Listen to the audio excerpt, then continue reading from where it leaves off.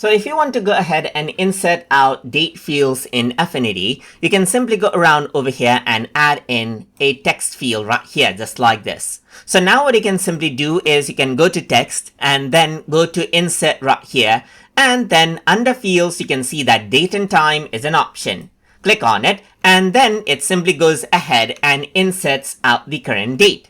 So now, let's say for example, I'm going to press enter. I'm going to go around over here onto text and go to insert. Here you can see under fields, you can even add in created date.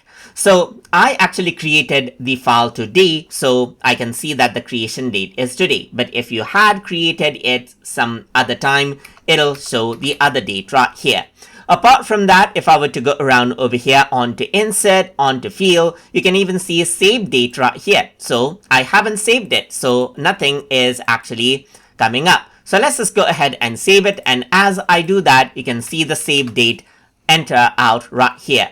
So you can also go around over here and then let's say for example, go to field right here. You can even see printed or exported date right here. So I haven't actually printed or exported, so I cannot see anything. But if I were to go ahead and export this out right here, just like this. So let's just go ahead and export this out right here. Now you can see the current date right here, just like this, because I exported it in that date. So that is simply how you can go ahead and insert out date fields as necessary inside of Affinity.